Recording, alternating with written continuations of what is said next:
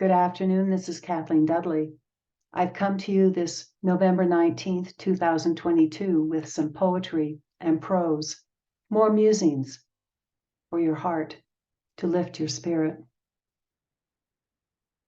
It is a beautiful blue-skied, sunny day, very cold temperatures. The first prose piece is called Getting to Love is Our Matter, written November 8th, 2019. Whether we find ourselves alone or in a relationship, love is the most important emotion by which we live. Regardless of others, loving oneself is the pinnacle of enlightenment. To embrace our inner goddess with widely opened arms, dance in joy with fulfillment, defining our spiritual odyssey, engulfing our entire being in certainty in a world of uncertainty. A foundation on bedrock, unshakable reliance upon which we can rely whether the world appears to crumble beneath our feet. Whenever the world appears to crumble beneath our feet. No different, really, from a gaze up into a night sky moonlight. Her shape, fully round, or a mere slice of her fullest nature, always present, real. Getting to love is our matter, our only important purpose. Without little, reason exists to live this earthly existence. Materialism, power, and greed hauntingly fill lives, empty lives, greeting a hunger insatiable. And when this ghostly hunger drives a mind, grief resounds. The walk to love is free. No exclusive club or prerequisites. The access to all, a social concept most certainly. Nothing exclusionary, which presents its trouble to the entitled that seeks self-importance, usurps the self-love path, steals our light with nary an awareness. Reincarnation is a gentle reminder that fairness and ample opportunity for everyone exists in a loving world. This next piece of prose is called The Doe, written July 20th, 2020. The doe visited again this evening, coming close enough to tell me that it did not fear me. I leaned over the stick and weed-loaded wheelbarrow and spoke quietly to her. Those doe eyes, nearly as large as her ears, held that bedroom-eyed look that makes one's heart sink a bit. How vulnerable she is to her predator. I wished her safety, wanted to touch her, and to frighten her away. This world is not her safe haven, yet she trusts.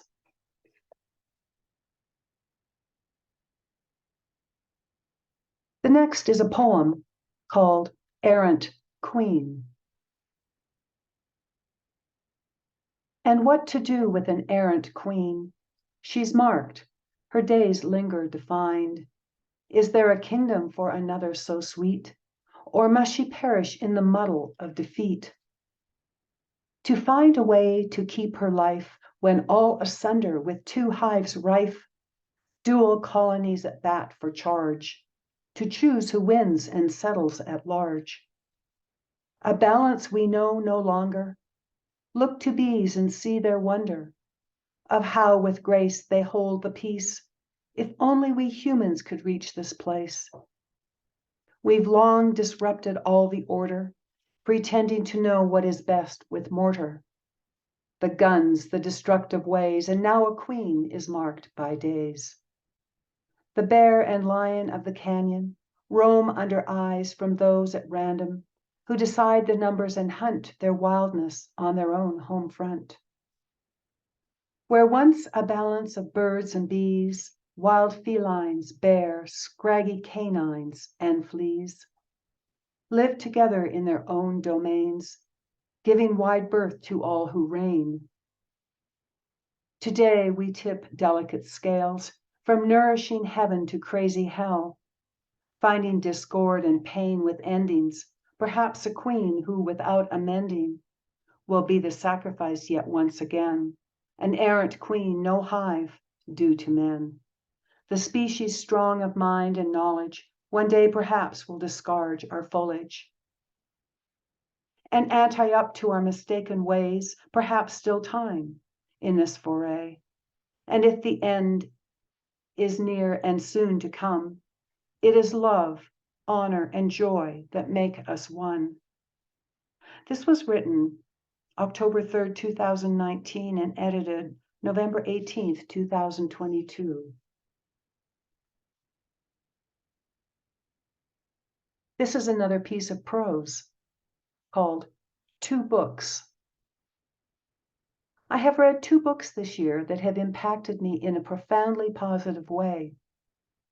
The first, Journey of the Heart, Intimate Relationship and the Path of Love by John Welwood, and the second, The Anatomy of Peace, Resolving the Heart of Conflict by the Arbinger Institute.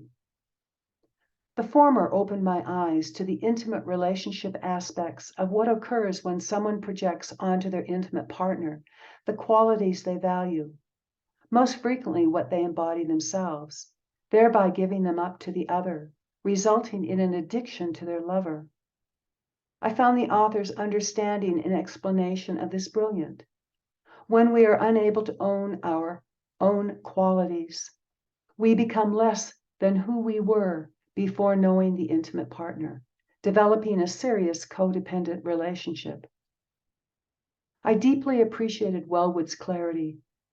The latter book, ripe with a complex example of conflict, describes the parting, the warring that occurs when we see the other as an object and no longer a human being. All the downfall that occurs in the process as it unfolds.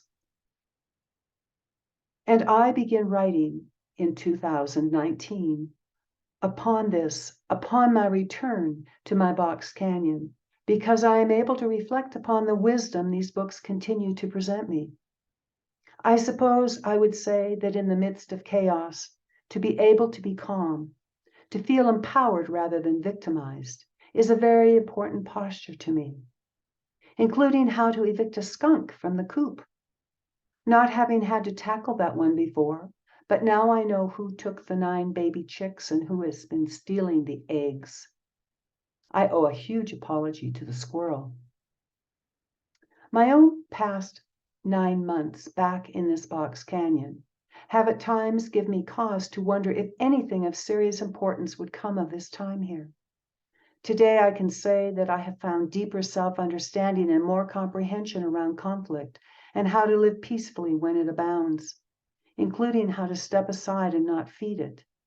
Well, got that off my chest. Written October 20th, 2019. The Storms. Written 2020, revised 2022. Is there a place to take refuge during the storms?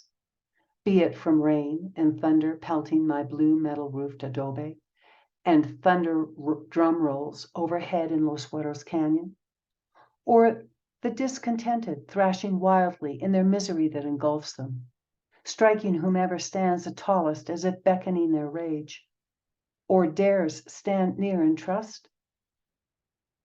To consider upright action and a line to be a lightning bolt attractor, let alone one's discontentedness, is to ponder the land of storms. The storm center in the vastness of the New Mexico skies hangs and shapeshifts, gathering water particles, taking on a positive ionic force.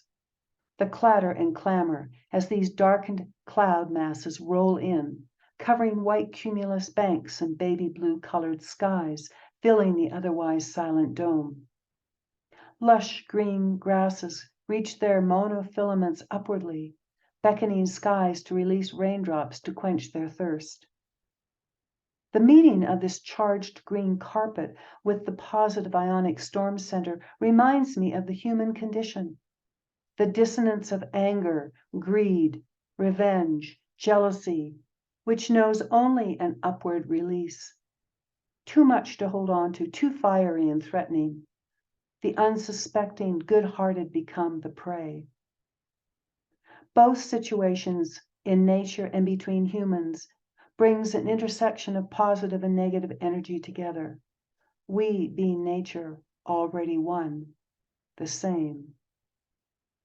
And in this attraction, if awakened and conscious, can be the beneficiary, like the grass and the rainfall.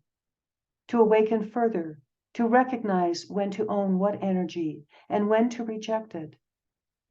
A teacher of immensely important awareness and choices, always teachers. Storms awaken us to the greatest possibilities.